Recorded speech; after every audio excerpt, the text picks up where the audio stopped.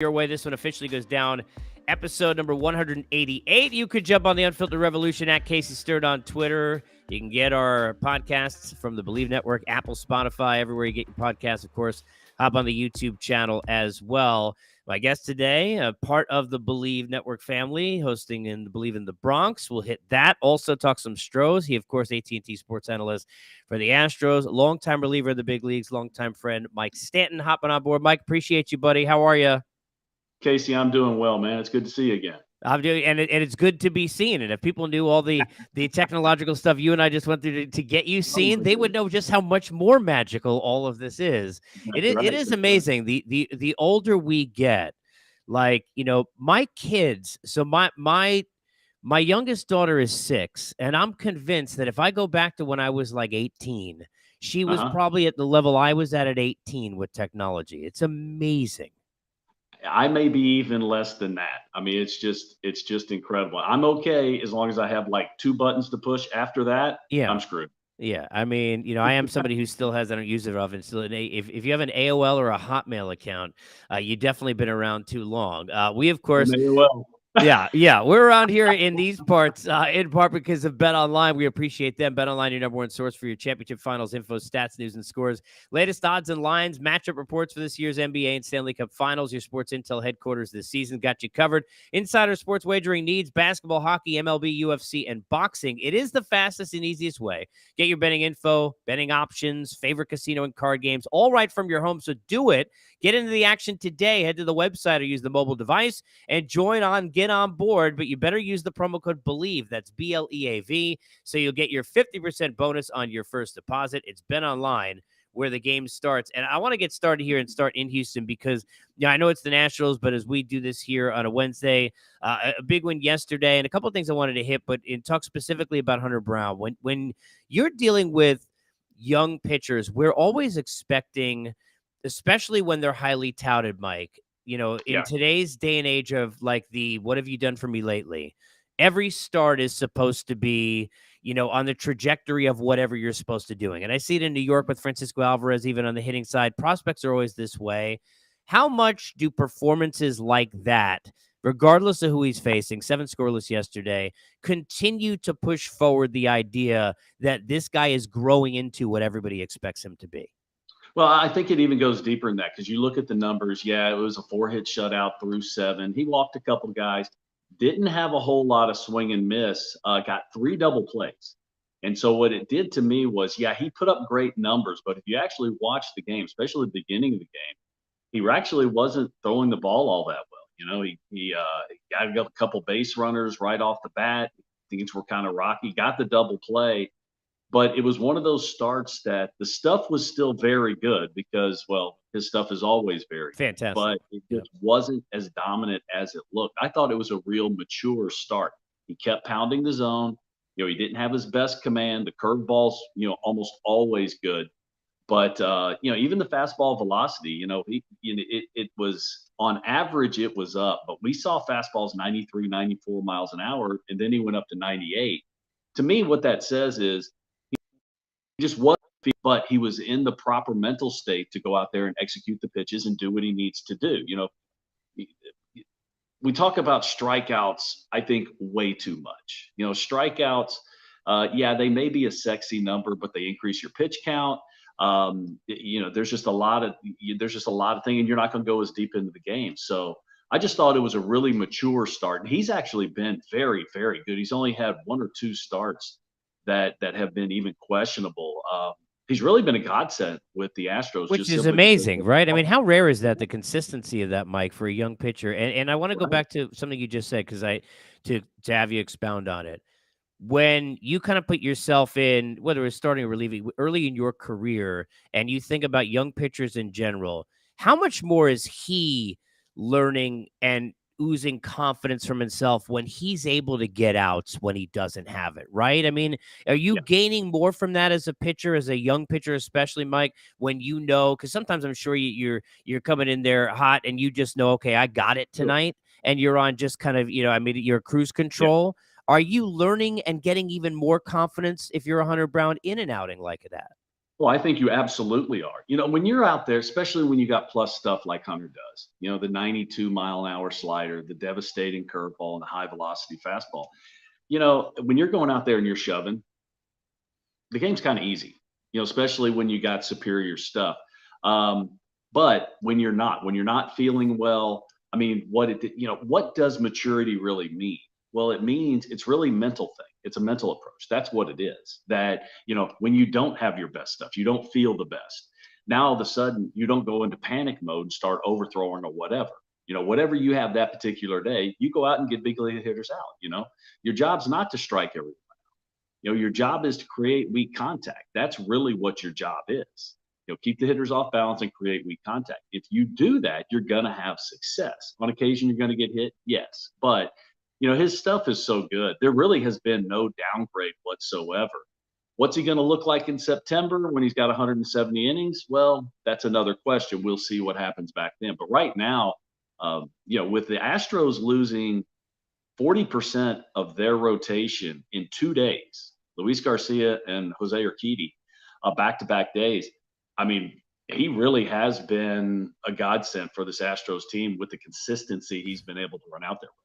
Yeah, you think about it, it's been kind of a calling card of this team over the years of guys being asked to do more earlier than they're supposed to. You could go back to Payne, you can go to Bregman, you can go to Javi, you can go to, I mean, how many guys? I mean, who always seem to be, right? That tells you good culture of an organization. We used to say those things about the St. Louis Cardinals, not today, certainly, but we used to say, right? But where guys just seemingly would step in. The Rays have things like that. It tells you the culture where guys are being developed right and they're ready to win.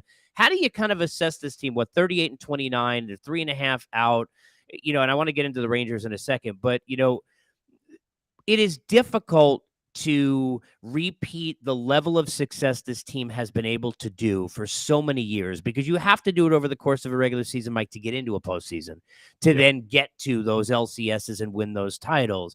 How do you kind of assess the damages, if you will? 9 over 500, 3.5 out of the division, now 2.5 months in. They had that 2-week run that they went like 14-3 or something like that. That was really when they were clicking on all cylinders. That's the only time it's really happened this year. They've had games here and there, but the offense has been very inconsistent. And, they're doing it without Jordan right now. And that's a big, big blow. I mean, Jordan, one of the most dangerous hitters in all the sport, and one of the biggest reasons why they've put up the numbers they have. Him and Tucker has been hot and cold as of late, but those are really the two guys doing the heavy lifting. So the pitching has been really remarkable. This last road trip, not so much. They did look tired. They played, and by the end of that last series in Cleveland, they did look a little fatigued. But it's the offense that has been the biggest issue, because there just hasn't been the consistency that we've seen in the past. Afar, just sitting there watching this division, because they're two of my favorite people, and Dusty's a personal friend, but watching Dusty and Bruce Bochy, like sitting there in this, I mean, it really is just amazing. And we could go to Tito and how many guys around the league are still proving that managing is important. Right. I was not surprised, as I'm sure you're not, to see Boch continue to have this team in Texas grow to another level. But to not have DeGrom, and it's so sad to see what's happened, obviously, and I was heartbroken for him, watching him in tears, because I mean, such a competitor, wants to be out there as much as anybody, but not there. But to see Evaldi and the rest of that group come together, to watch this offense that nobody saw coming. Look, the Rays offense with the homers and the Rangers that have put together, it's one thing with Seager and Semien, but the Hyman everyone down the line. What's impressed you most in the time that you've seen the Astros and Rangers tangle about what Texas is doing, Mike? They've really played very good baseball, and they've pitched better than to be expected. I mean, you look at their run differential. I mean, they're blowing the Astros away in that category. This was a good offensive team last year. I don't think it's really surprising that they've scored a bunch of runs to the level that they are right now. It's crazy. Like 7 guys out there with OPS over 800. Going to be difficult, I think, to continue that all the way through the season. The question really is going to be, can the pitching hold up? The bullpen still has some question marks. Evaldi, one of the ultimate bulldogs in all of the sport, but also a guy that spent a lot of time on the IL. So, can he continue to do it, even though he's been shoving and there's really been no question so far? I don't know. I think that once we get into the heat of the summer, once we get into August to the dog days, we'll have to wait and see where they are. But the crazy thing is, as far as the Astros are concerned, you'd really say that they haven't played, Astro level baseball. But as we speak right now, they're only 3.5 games back. So it's been pretty remarkable, as great as the Rangers have been. And I don't think the Rangers are going to fall off the cliff. I don't think it's going to be a situation that they just can't win a baseball game. I do think they're going to come back down to earth a little bit, though. Yeah, you go from coming down to earth to being like below earth and watching the situation in Oakland. And look, I as bad as I felt and feel for that fan base is how excited I've been watching this for those players and for that fan base to be in that. I mean, I think of the movie Major League, right, with the mannequin, and it's like, the identity of the why not us because everyone's against us. Right. Well, this is, according to Elias, it's the last time 1895 was the last time we saw a team with a 194 winning percentage, win as many as 7 games in a row. They got the boycott night with all the fans in the building. As just an athlete and somebody who loves the sport, how much are you enjoying the fight that is being shown against all these odds by this Oakland team? I do pre and post game for the Astros with a guy. His name is Kevin Eschenfelder. He's an icon down here in Houston. He's been doing it for like 30 plus years. Mm-hmm. And we were discussing them when Oakland was in town just a couple weeks ago, and I made the statement. I said, "Listen, everybody's going to get hot. This team is going to go on a run." And he goes, "Mike, we've been working together a long time. This is the first time I've ever done this, but I'm going to have to disagree with you. Yeah, right. This is a bad Major League Baseball team." I said, "It is, but they're still Major League Baseball players. And at some point, it's all relative. I'm not saying they're going to win 20 in a row, but it's all relative. They're going to win some baseball games, and they're going to do it against somebody that they really shouldn't." And it's like probably Atlanta, who they took a series from. I'm sitting there and watching it. I couldn't believe it. That's right. And I really, who I feel for is I really feel for the athletic fans, because they have a great, even though it's not the biggest fan base, they have a great fan base. And when they're good, man, that's not a pleasant place to play. I mean, they come out and they're boisterous and they let you have it as an opponent. But it's good to see that this continuous cycle that they've been in there in Oakland of are they going to move? Are they not going to move? They don't have any money. They can't keep their free agents. They can't do this. They can't do that. Hopefully this does work out with Las Vegas. I know there's still a lot of hurdles that they have to cross in order to get there, but at least it's looking like it's trending in the right direction. Yeah, and look, the sad thing I think for the A's fans who are in Oakland is if you watch the celebration in Vegas and just how that fan base has, and that's a sport that it knew nothing about except people who were maybe gambling on it in casinos who were hockey fans. The way they've embraced that team, the scenes of that celebration in that place yesterday only furthers, and I hate saying this for the folks in Oakland, but furthers how great for the game, unfortunately, that could be to kind of put those two together. We know how great, last thing on the West, and then on the Shifties, we know how great Ohtani is, but so the superlatives are kind of, out the window at this point. The thing that I always wonder that we don't talk about enough, and I would love to see some roundtable where just pitchers discussing this, as somebody who understands the grind of the pitching aspect of it, do you still, every time that you watch what he's doing athletically, Mike, going out there and hitting the way he is, think about just how crazy that is, that he's doing both, understanding, as you do more than any of us do, the grind that we don't see off the field to get you on the mound just to pitch alone in these big leagues? It is truly, truly amazing. And I've been saying this for a couple of years now. He is the number one player in Major League Baseball. There's only a couple of them that I would actually pay to go watch play, and that's not because of the phenom that he is. Yeah, he pitches and he hits. It's because he pitches at such a high level. He hits at such a high level, and I marvel at what he does. Now you got to remember, most of us playing amateur baseball did both. Of course. Okay. For him to be able to do it at the big league level has a lot to say about the Angels also, because they've allowed him to do it. And you remember the first couple years, he pitched a few games and he was outstanding. Then he blew out, and it took a while for him. I thought, Mike, just to interject and then continue, I thought, and I was wrong, that they should have chosen one or the other. Watching the struggles you just pointed out, I thought they had to do the Bo Jackson choose one sport. You got to choose which way, and I was wrong. Yeah. Oh, we all talked about it. I remember being on with Jeff Joyce on MLB Network Radio. On Round Trip. We've talked about it many, many times, because he was always, he needs to hit. I was like, no way, dude, he's got to be on the mound. Yeah, right. And he's just told us both to shut up. It's amazing. And just go out and do his thing. I'll tell you what, though, becoming a free agent, this is going to be a special offseason. I know we got a lot of baseball here in 2023 still to play, but this might be the most complex contract we have ever seen in sports, because the numbers that they're talking about is going to be as a two-way player.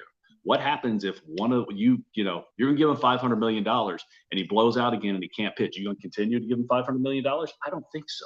So there's going to be all kinds of clauses and stipulations in that contract. But that's something we'll talk about in the off season. He is as special a player as we have ever seen. Ever. I think we're talking about the best player to ever walk in between the two white lines. Which is it's even a humbling statement for the game to hear, but you're not wrong. I mean, look, I mentioned, I go back to Bo Jackson. Just for me, Michael Jordan, best basketball player I've ever seen. Wayne Gretzky, greatest hockey player. But I always thought, for me, in my life, Bo Jackson was as good an athlete as I'd ever seen. I mean, the things that he had done, I didn't get to watch Jim Brown. So, the things that he had done were just amazing. What Ohtani is doing is he's one of one. I mean, there's no one else that is like him, which is why, and I know how, look, I don't want to sit there and say, well, how can it make sense that it's bad for the Angels they're 7 games over 500? But I think it's bad for the Angels that they're 7 games over 500, because the idea of what he would be at a trade deadline, if they felt compelled to move him, if Artie felt like he could sell it because they're sub 500, because they have to, because he's not going to go back there, because he's probably going to be, and this is no order, Yankee, Met, Dodger, Mariner, maybe you want to throw somebody else, but those are the 4 for me, right? He's going to stay in LA. Yeah. You think he's going to just go play for the Dodgers? I think so. Yeah, but it's not going to be the Angels. It's just not. So it's I've gotten on them for years. All the money that they because we could go back to $20 million on the Cahills and Matt Harveys and Teherans and all the things that they've done wrong. This is admittedly an impossible situation for them to be in, because if you can get to the playoffs, you can't move them. This makes it just that much more difficult, if not impossible, to let him go.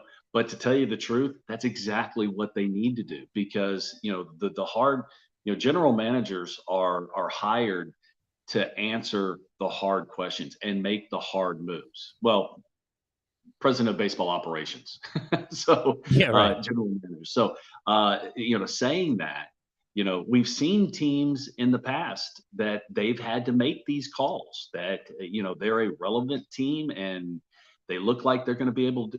Are they a championship team? Because that's the only reason you would want to keep them. Can they win the World Series? And I don't think that they can. The answer is they yes. can. They can. They can. But seeing, and I say this all the time, the idea that Mike Trout's got 11 postseason at bats and his one postseason, 1 for 11 in 3 games against the Royals, where they won 98 games that season, then went home on 2/3 of an inning from C.J. Wilson. It's terrible for the sport. I feel for him, because he's going to be on an island very soon when Ohtani leaves. But well, as you said, we'll curb that for now. I want to go up north as well, but let's go northeast. And the Yankees, who obviously played for a long time. You were a Met too. I always remind you what a Met legend you were as well, because you were in there too.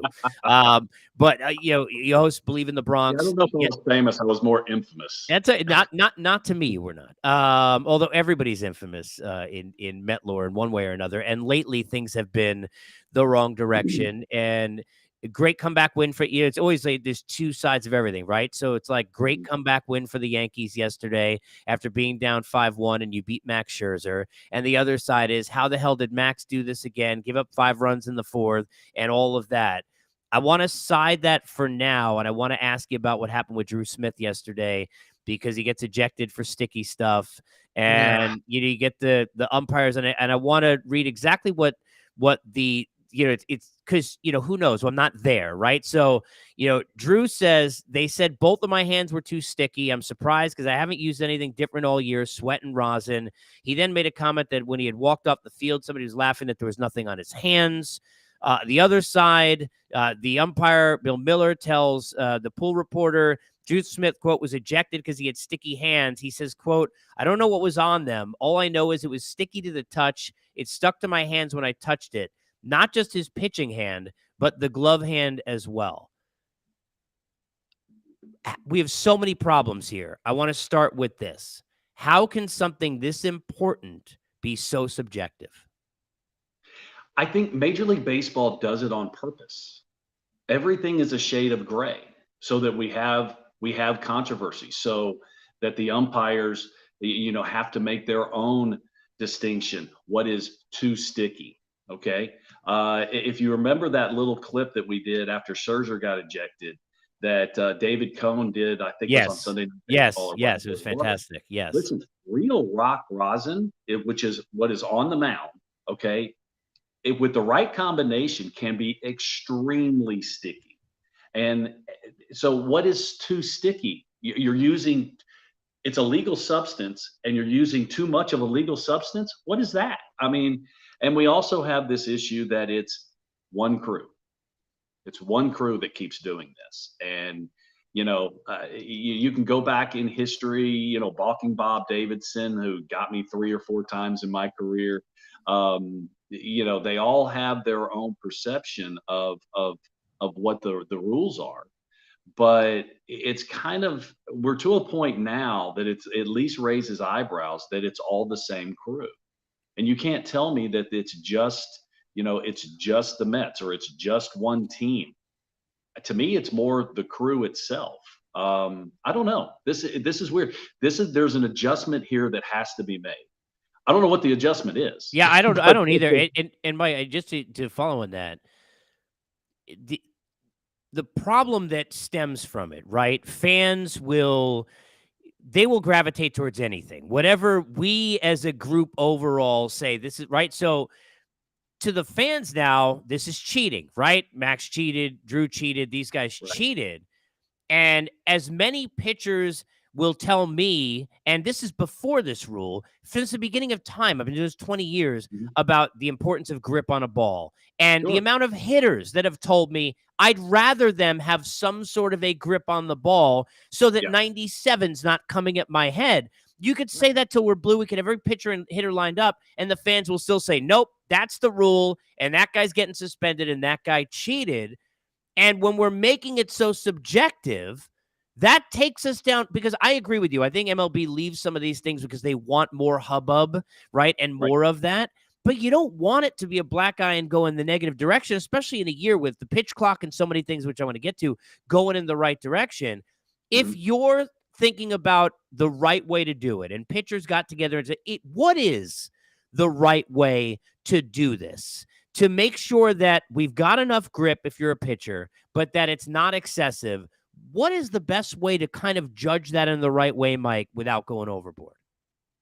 I don't know. I really don't. I mean, the whole thing with Scherzer and, rinsing his hands, washing his hands with alcohol, which is the worst thing you could do because it actually activates the rock rosin even more. Having an umpire tell him to go wash his hands with alcohol. Which is crazy. Yes. Which, I like the idea of them doing that just because it gives you a second chance. Because with this, when they come out and say, "Dude, go wash your hands," you know, I don't really. To me, that's telling Max that I don't think you're doing anything, but we're in excess here. That's We right. I need don't think you're we need cheating, but I'm going to be forced to. It's like being pulled over on the side of the road and saying, "Hey, look, I'm going to let you go, but if you right. don't go ahead and get your taillight fixed the next time," I mean, right? You're giving him a chance to get It's out a warning. free. It's a warning. Yes. Yeah. So, but I still go back to the whole idea that there's only been one crew that has kicked anybody out because of sticky stuff. You know, I want to know what the conversations are that Rob Manfred's had with this crew to find out, exactly, is this just a coincidence? Are they being too strict? What is too sticky? Forever and ever, you know, we all used anything. I used pine tar. I used pine tar and rosin. Now, I always felt like by me using pine tar, I wasn't doing something extraordinary, meaning I wasn't increasing my spin rate. We didn't even know what spin rate was back Right. then. Of But I course. wasn't increasing my spin rate by 300 or 400 revolutions a minute. What it did was it let me get a better grip and I was more consistent with the pitch. Where it really got off the tracks is when they started using the spider tack. The spider tack was what really, and because that stuff, especially, so I get online and I start looking it up, and there's like I think there was three different, tackiness levels or whatever you want to say it. And the heaviest stuff was like glue. I mean, it really was excessively tacky. That's really where we kind of ran into problems. But I don't know, man. Do they need to start paying more attention? I mean, since we've got analytics on every pitch within like half of a second that the pitch is over, can we start looking at those? Is his spin rate on his breaking ball all of a sudden much higher than it was, over at his average spin rate? Is his fastball spin rate? Is there some other way that we can get a little bit more in depth with the numbers to give these guys the benefit of the doubt? Yep. Because Yep. again, we're trying to determine what is too sticky. That's right. No Yeah, and idea. which is going to be subjective and judgment call. And look, to be fair, playing both sides devil's advocate, you can have one, crew in the NFL that calls interference more than another. You can Right. have, one, NHL referee that would hold a whistle and not give a team a power play in an overtime in a postseason, and another that's going to say. So there's some of that with everything. But any league that continued to employ Angel Hernandez, as long as they didn't put him out there, I'm just not buying that they're going to crack down and get rid, which is going to continue to create a problem. I want to get to this before I let you run, and I appreciate all this time. But the pitch clock, which has not been a problem. Let me start here.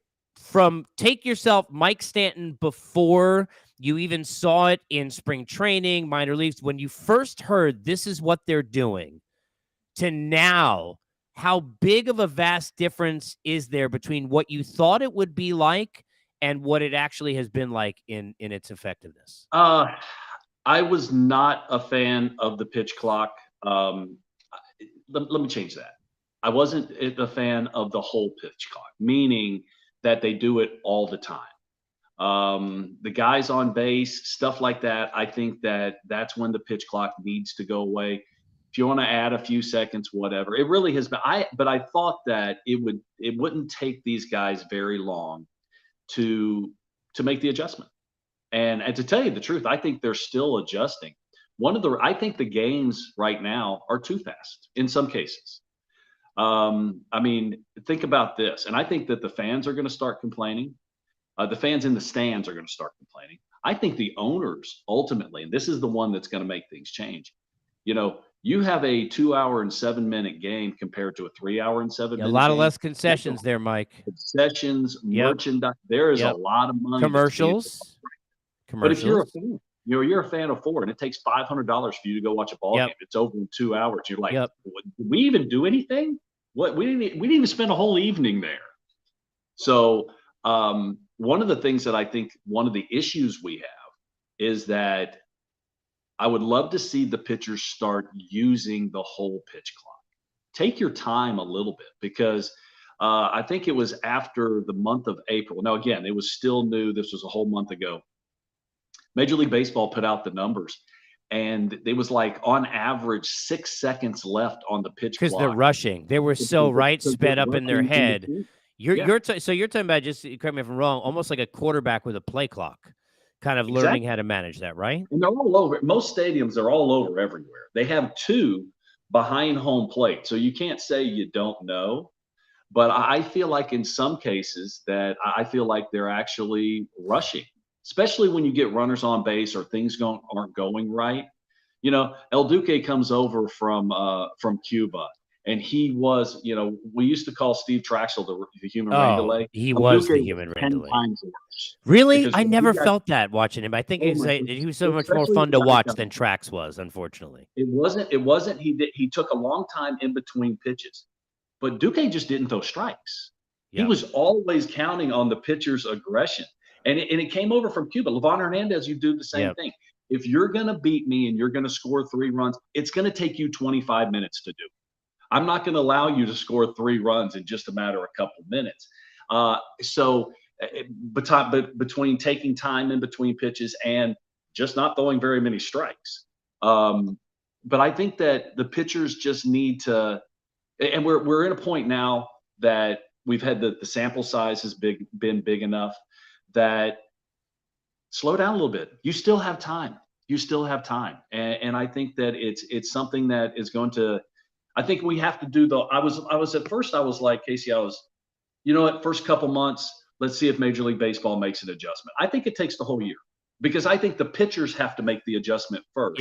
Yep. Then you get a sample size of their adjustment. Then you look at the big picture and go, okay, do we need to add a few seconds? Do we need to, not do it with runners on base? But I don't think the pitch clock has been a big issue for really any.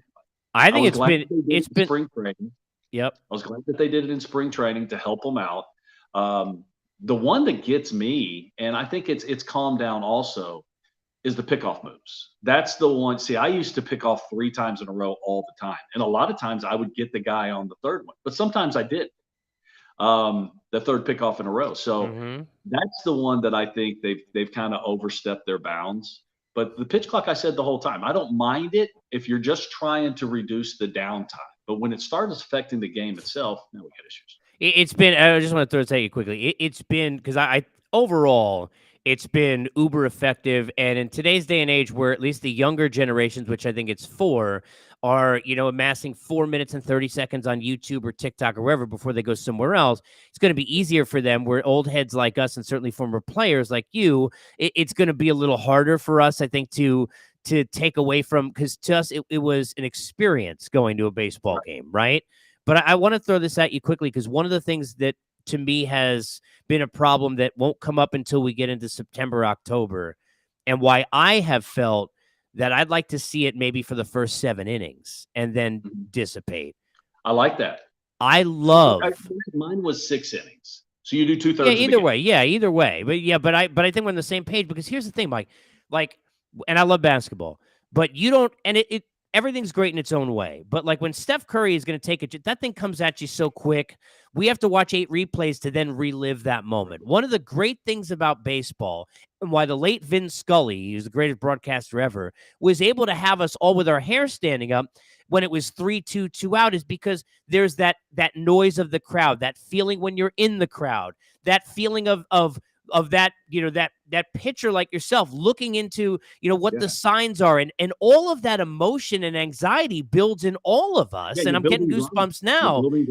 I don't want to take that away. And that on May 8th or June 15th or whatever today is, that's okay. But I worry about that when we get to the playoffs. And if we're able to have different rules about ghost runners and things of that nature, even if just for the postseason, we shortened it down, I worry about that, because those are the moments that I want to see take a little bit longer. So I hope once you get to October, what my hope is they just nullify the pitch clock altogether for the postseason. Because what you've done is you've spent the whole year increasing the pitcher's tempo. That's going to continue. They're not going to all of a sudden start taking an extra 25 seconds in between pitches, because they're not used to doing that. Mm-hmm. You know, we're all creatures of habit, and that's really what this was all about. The pitch clock forcing the pitchers to, go ahead and throw the baseball, not take as much time in between pitches. But I hope when we get to October that they just nullify it altogether, because when was the last person somebody complained about a long postseason game? Never. Never. No, never. And certainly the networks never complained. Mike, appreciate you. Thank you so much for doing this, man, and for all the time. Anytime, man. Reach out, man. It doesn't have to be months in between. I will. I try, because you know what it is like I never want to, like, I don't like bugging everybody. So it's like I try, but now I will. I'm a baseball junkie, I'm going to annoy the crap out of you from now on. Mike, appreciate you, buddy. We can do this all day. Thank you, man. Appreciate you. You can always get us on the Believe Network, both of us, Believe in the Bronx, and here at Unfiltered, where we are in the book.